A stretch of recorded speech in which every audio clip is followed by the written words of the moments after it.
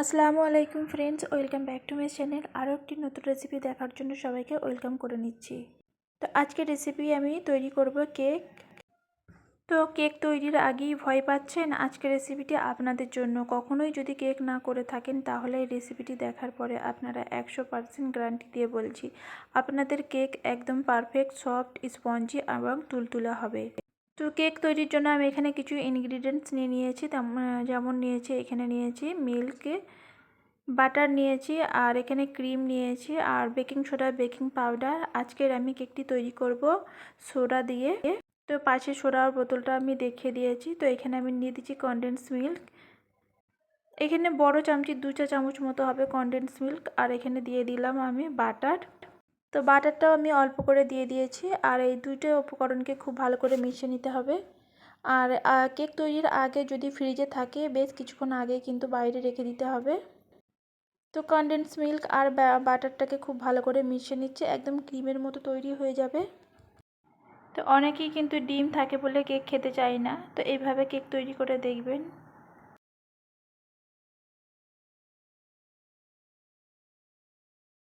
বেকারিকেও কিন্তু হার মানাবে আজকের এই রেসিপিটা।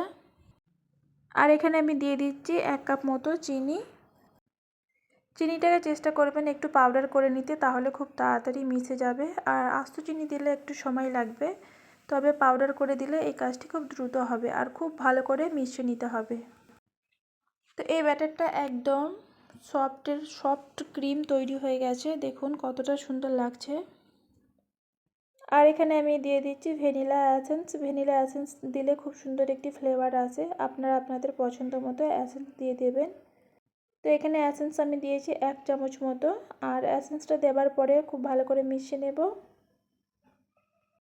তো এই ব্যাটারের মিশ্রণটি যত ভালো করবেন ততই কিন্তু কেকটা সফট এবং স্পঞ্জি তৈরি হবে। তো 5 মিনিট আমি সময় নিয়ে ব্যাটারটাকে তৈরি করে নিয়েছি। আর চিনিটাও কিন্তু খুব সুন্দরভাবে মিশে গেছে। এবারে আমি একটা স্ট্রেনার নিয়ে নিচ্ছি। তো এবারে শুকনো উপকরণগুলো নিয়ে নেব। এখানে আমি 2 কাপের মতো ময়দা নিয়েছি। আপনারা কম বেশি করে নিতে পারেন। আর সাথে দিয়ে দিচ্ছি বেকিং পাউডার। বেকিং পাউডারটা আমি নিয়েছি এই চামচের 1 চা চামচ। আর বেকিং সোডাটা ওই চামচেরই আমি 1/2 চা চামচ নিয়েছি। তো এবারে আমি চেলে নেব শুকনো উপকরণগুলোকে। চেলে নিলে কি হয়, কেকটা অনেক সফট আর স্পঞ্জি হবে। আর তাছাড়াও কিন্তু ময়দার মধ্যে যদি দলা বা কোনো রকম কিছু থাকে সেটা কিন্তু এর সাথে যাবে না, তো বেরিয়ে যাবে। এবার আমি একটা স্প্যাচুলা নিয়ে খুব সুন্দরভাবে মিশিয়ে নেব। আর কেকের মিশ্রণটি চেষ্টা করবেন এক সাইড দিয়ে করে নেবার। আর এই কেকের টিপসটি হচ্ছে সোডা। এখানে আমি সোডা দিয়ে কেকটা তৈরি করব। তো সোডা দিয়ে তৈরি করার জন্য কেকটা একদম সফট, স্পঞ্জি, নরম, তুলতুলে তৈরি হবে। আর কখনোই যারা কেক তৈরি করিনি এই রেসিপিটি দেখার পরে তারা যদি একবারও তৈরি করে কখনোই নিরাশ হবেন না, আমি শুরুতেই বলেছি। আর গ্যারান্টি দিচ্ছি আপনাকে। তো অল্প অল্প সোডা দিয়ে ব্যাটারটাকে তৈরি করে নেব। আর এখানে ডিম দুধ ছাড়াই কিন্তু এই ব্যাটারটা তৈরি করে নিচ্ছি। আর এখানে আমি হালকা হাতে কিন্তু ঘুরিয়ে নিচ্ছি। আর এই ব্যাটারটা তৈরি করার ফাঁকেতেই আমি এখানে গ্যাস চুলার মধ্যে একটা কড়াই গরম বসিয়ে দিয়েছি। আর কড়াইটা একটু গরম করে নেবার পরেই কিন্তু কেক টিনটা দেবেন। তো এখানে আমি গ্যাসের ফ্লেমটাকে মিডিয়ামে রেখে কড়াইটা গরম করে নেব। আর আজকের কেকটা আমি কড়াইতে তৈরি করব। ব্যাটারটা একদম পারফেক্ট তৈরি করে নিতে হবে। আর এখানে একটা কেক টিন নিয়েছি, তার মধ্যে আমি দিয়ে দিচ্ছি ব্যাটারটা। আর কেক টিনের মধ্যে একটা পেপার দিয়ে তেল ব্রাশ করে নিলেই হবে। আর ব্যাটারটা দেখুন কি পরিমাণে ঘন আছে, খুব বেশি কিন্তু পাতলা করবেন না।